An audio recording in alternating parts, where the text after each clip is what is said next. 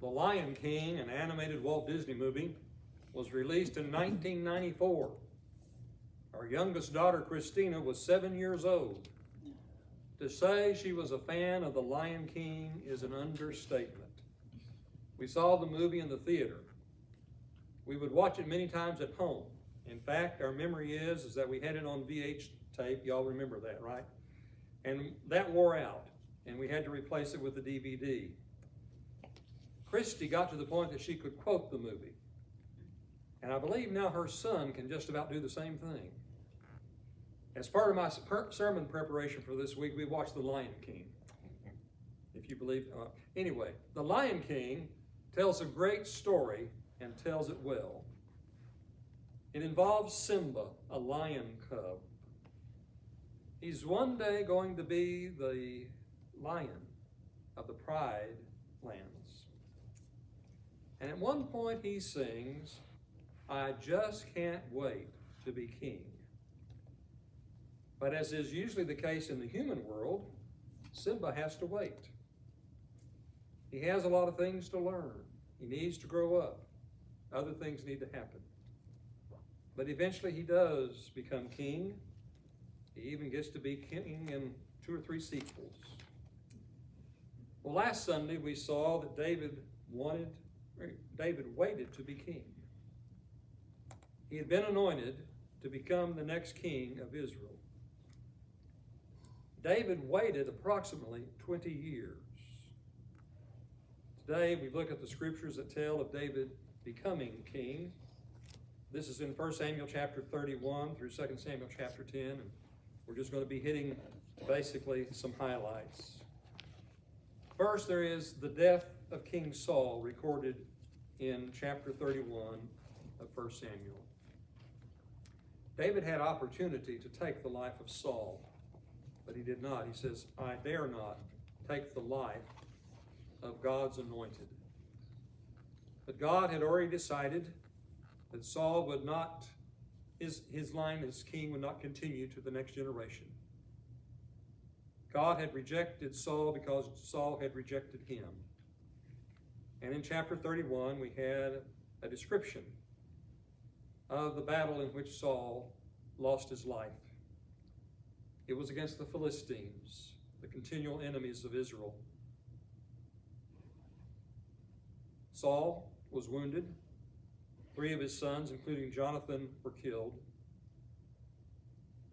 Saul wanted his armor bearer to finish the job so that he would not be killed or probably tortured by the Philistines. The armor bearer would not do that.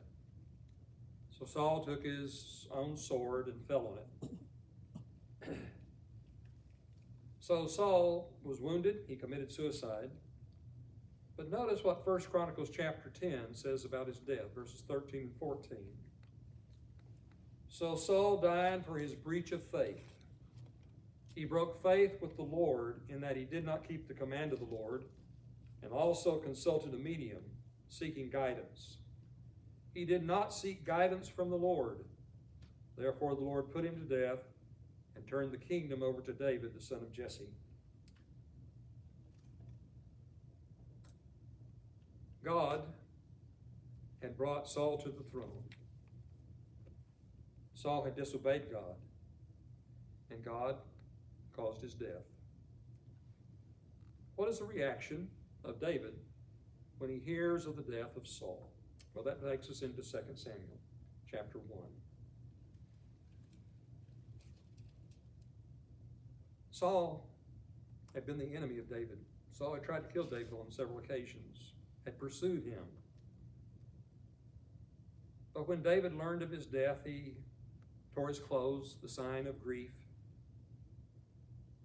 He was saddened to hear of Saul's death. One of the messenger that brought the account here, the information that Saul died in battle, took credit for Saul's death, said, "I finished him off." Well, David believed him. David was unhappy with that. The man probably thought he was going to be rewarded. This was David's enemy. But David ordered that man to be killed. struck him down so that he died. David laments the death of Saul and Jonathan, the latter part of chapter 1 of 2 Samuel 1. He says, the mighty have fallen. Well, David becomes stronger. The house of Saul will become weaker as we read through chapters 2 through 4. And a king from Saul's lineage is appointed king over Israel, and that would be basically the 11 tribes. David will be anointed king over Judah. Over a period of time, David becomes stronger and the household of Saul becomes weaker. There are battles. It seems that there was always somebody to fight, and sometimes there was infighting between Israel and Judah. There were skirmishes for power. We see that in politics today, in our nation and others, those who are vesting for power. It's not a new thing, it's always existed. When we come to chapter 5, David makes Jerusalem his capital. Jerusalem was sitting on the border between Israel and Judah. Neither had controlled this area. It belonged to the Jebusites. But David overtakes it. And soon after he does that, he decides to bring the Ark of the Covenant to Jerusalem. It was not in Jerusalem, in another location. Chapter 6, David gathered all the chosen men of Israel, 30,000. And they went to get the Ark of the Covenant. Moses had been instructed how to build the Ark of the Covenant. The Ark symbolized the throne of God. Of course, God was the real king of Israel. It had had its place in the tabernacle, yes, during the years of the wilderness wanderings, had been brought into the promised land. It at times was taken into battle. It had been stolen at one point by the enemy. It did not go well for the enemy while the ark was in their presence, and so they returned it to Israel. And if you remember what we read back at that account, the Ark of the Covenant was transported on a cart pulled by oxen. Well, that's how they move it now. How they're going to bring it into Jerusalem. It was on a new cart, brought out of the house of Abinadab. Uzzah and Ahio were driving the new cart with the Ark of God. Ahio was in front of the ark. Uzzah was beside it. It was a joyous occasion. They were making merry before the Lord. As they were going along, they came to the threshing floor of Nacon. And apparently there was some roughness in the road. At least things started to shake a bit. And Uzzah was afraid that the ark of God was going to maybe fall off. So he reached out to steady the ark of the covenant. When he touched the ark, the anger of the Lord was kindled against him, and the Lord struck him dead. David was angry. Here was this joyous occasion. We're bringing the Ark of the Covenant to Jerusalem. Uzzah did a good thing, kept the ark from falling off. David was angry, and then it says he was afraid of the Lord. He says, how can the ark of the Lord come to me? So for a while, the Ark of the Covenant was put aside, did not come to Jerusalem. The house where the ark is blessed. And so David is going to try again to bring the ark into Jerusalem. But there's a difference this time. instructions were given by God on how to move the ark from one place to another.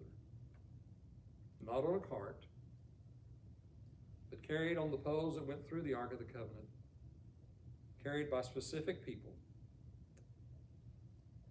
And the next time they attempted to move the ark, they followed the instructions. And all went well. The ark was brought into Jerusalem. As David arrives in Jerusalem, he is rejoicing, he's dancing. His wife, Michal, one of his wives, doesn't like his display before the people. It is said that because of her reaction that she was barren. David defeats Israel's enemies. Chapter 8, verse 6 says, "And the Lord gave victory to David wherever he went." And once again, emphasis is placed on the fact that David continually relied on the Lord for help and viewed the Lord as the real king over Israel. And this was God's design. Back when Israel had said, "Give us a king like the nations around us," they had in mind, everybody else has a king, why don't we have a king? Well, they had a king. God was their king. Even when God grants their request to give them a king, Saul, he is called a prince. God is still king.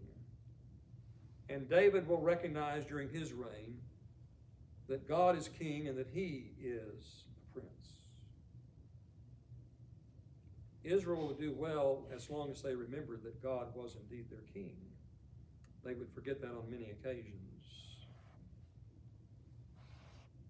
God makes a covenant with David, chapter 7. The king built a palace for himself. I guess that would be the proper term. He had a nice house. He finally had rest from his surrounding enemies. He had fought war after war after war, and finally that came to an end, at least for a while. And so the king said to Nathan the prophet, "Here I dwell in this house of cedar." Now some of us have maybe had a cedar closet at one point in our life, or at least a little cedar chest. But a house of cedar? He says, "I dwell in this house of cedar." In other words, I have this great house, but the ark of God dwells in a tent. And so Nathan said, "Well, go do all that is in your heart, for the Lord is with you." But that night, the word of the Lord came to Nathan. He says, "Go and tell my servant David, thus says the Lord, would you build me a house to dwell in? I have not lived in a house since the day I brought up the people of Israel from Egypt to this day. But I have been moving about in a tent for my dwelling. In all places where I have moved with all the people of Israel, did I speak a word with any of the judges of Israel when I commanded to shepherd, whom I commanded to shepherd my people Israel, saying, why have you not built me a house of cedar?" So God says to Nathan, "You tell David, thus says the Lord of hosts, I took you from the pasture, from following the sheep, that you should be prince over my people Israel." Notice the word prince. "And I have been with you wherever you went, and have cut off all your enemies from before you. And I will make for you a great name, like the name of the great ones of the earth. And I will appoint a place for my people Israel, and will plant them, so that they may dwell in their own place and be disturbed no more." And it continues. It basically says, David, you're not going to build a house for me, but your son will. When Solomon became king, he did build the temple. David had served the function of fighting against the enemies of Israel. God had given him victory. It would be the case that David would make many preparations for the building of the temple. But his task was not to build the temple. We also notice here that God promises David a continuing dynasty. Saul had been told, no, your dynasty will not continue. But God says through the prophet to David, your throne shall be established forever. And this would become important as we go through the Old Testament and into the New. David would have a descendant who would indeed become king and reign forever. And that descendant was Jesus, the Son of God. David has continual victories when he goes to battle. He shows kindness to Mephibosheth. Don't know that I've ever known anybody else named Mephibosheth. That'd be a terrible thing to name a son. But he was a descendant of Saul. And David showed kindness to him. He was crippled. He says, you come and you always eat at my table. He'd have food. He appointed people to take care of Mephibosheth's crops and other holdings. Now David would rule over Judah at Hebron for 7.5 years before he became king of all Israel. And he would rule over all Israel at Jerusalem for 33 years. God had said before he ever anointed David, I'm going to appoint a king after my heart. And he did in David. And we see his working. John Willis made a summary statement of all this. He said, frequently, the Lord works out men's lives in ways just the opposite of what most people would expect. This is the case with Saul and David. Who would think that the first king of Israel would die a tragic death on the battlefield at the hands of those whom he had been selected to defeat? And yet it happened. Who would believe that it would not be Saul's son or grandson who would succeed him on the throne, but a shepherd boy from the little town of Bethlehem? Who could imagine that the fugitive whom Saul had determined to kill would become one of Israel's greatest kings? Yet by the workings of God in the lives of men and nations, all these things occurred. God was in control. God is still in control. So we see David becomes king. He waited and he became king. And still today, his descendant, Jesus, reigns.